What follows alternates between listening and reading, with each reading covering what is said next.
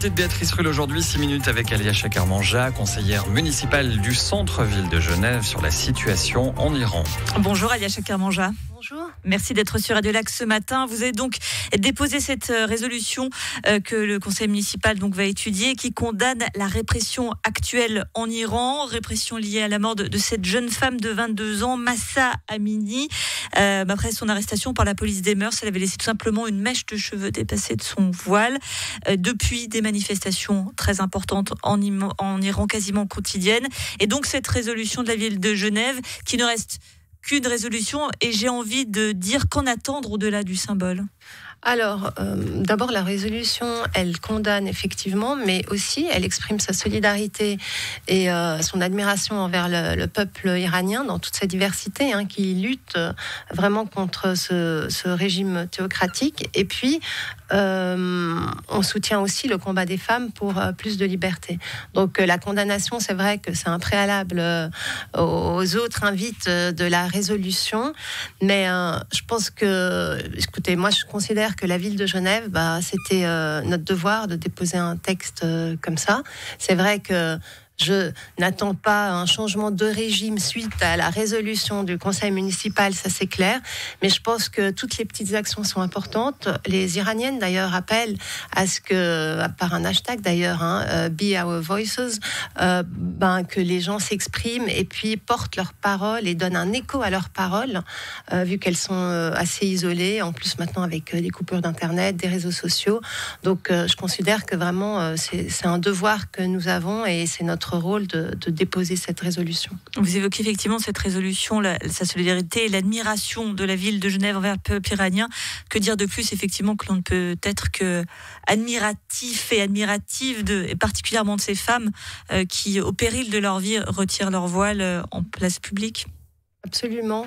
Et on voit en plus que de plus en plus de jeunes filles, j'ai encore vu des images hier où on avait des collégiennes, donc la semaine dernière on a vu des étudiantes, mais on voit des collégiennes aussi vraiment manifester et au péril de leur vie. Et c'est une situation assez exceptionnelle au niveau, il y a déjà eu des révoltes, c'est vrai, en 2019, mais là c'est aussi exceptionnel parce qu'il y a vraiment une mobilisation de toutes les couches de la population. Donc au niveau social, il y a une diversité. La jeunesse et les femmes sont en première ligne, mais pas seulement. Et puis, on voit aussi que maintenant, il y a la classe moyenne qui est aussi... il n'y a pas seulement les classes populaires et les minorités ethniques qui sont mobilisées, mais vraiment l'ensemble de la population. Ces manifestations... suite donc à la mort de cette jeune femme, refont penser un petit peu à ce qui s'était passé lors du printemps arabe où un homme s'est été immolé, un inconnu finalement qui était devenu le porte-drapeau et ça avait entraîné ces révolutions. Vous avez le sentiment que c'est un petit peu la même chose pour l'Iran, que finalement cette terrible affaire pourrait entraîner un soulèvement plus important? Alors... pour moi, c'est difficile à dire, parce que c'est vrai que pour que des révoltes se transforment en révolution, normalement, il faudrait quand même avoir une structuration, une structure dans l'organisation et puis quelque chose de plus structuré. Alors, je me rends pas encore compte si ça peut aboutir vraiment à un changement de régime, mais c'est clair que les manifestants, ils réclament un changement de régime, ce qui est assez inédit.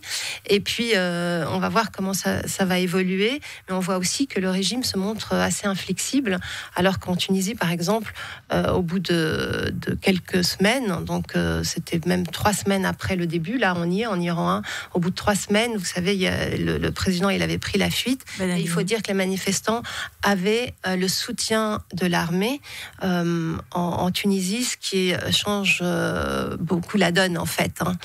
Donc voilà, donc là on n'en est pas là, mais c'est vrai que les grèves commencent en tout cas en Iran, donc ça c'est aussi une nouvelle étape dans cette révolte, grève des professeurs, et donc on va suivre avec attention cette situation qui est assez inquiétante. On va prendre un petit peu de recul. Plus globalement, on a l'Iran, mais on a aussi l'Azerbaïdjan avec le retour des talibans où la condition féminine évidemment est mise à mal, mais sans parler de ces pays qui ne sont pas démocratiques, quand on se tourne par exemple vers les États-Unis où le droit à l'avortement est mis en cause, on ne peut que s'interroger sur la condition de la femme et la régression qui s'opère actuellement.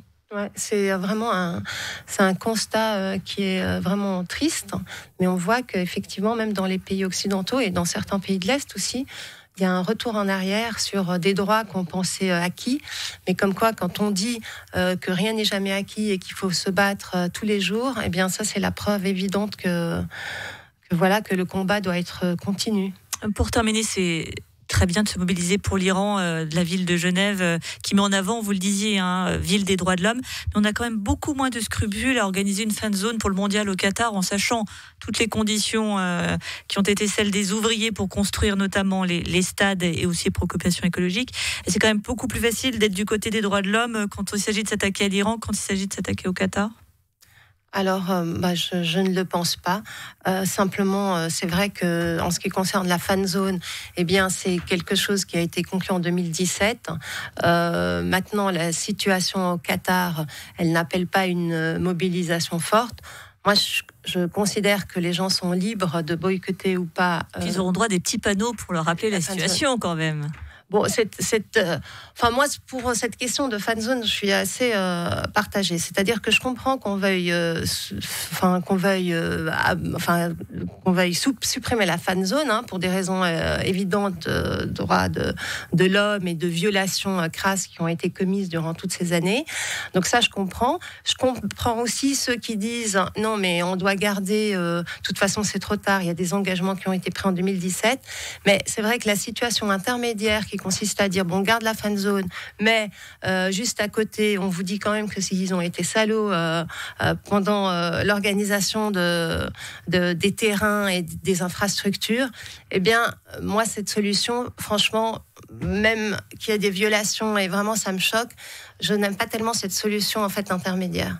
Raison pour laquelle je me suis abstenue. Ça achète une bonne conscience, pour dire les choses simplement. Je ne sais pas si les gens s'achètent une bonne conscience. Je pense que les gens qui vont y aller, de toute façon, ils soutiennent la fan zone, et ceux qui y vont pas, eh bien, ma foi, ils considèrent que cette fan zone n'aurait pas dû être gardée.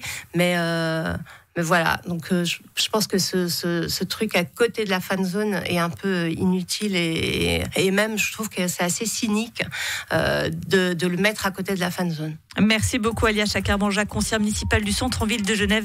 Donc je rappelle que vous avez déposé cette résolution concernant donc la répression actuelle en Iran pour une condamnation de la ville de Genève.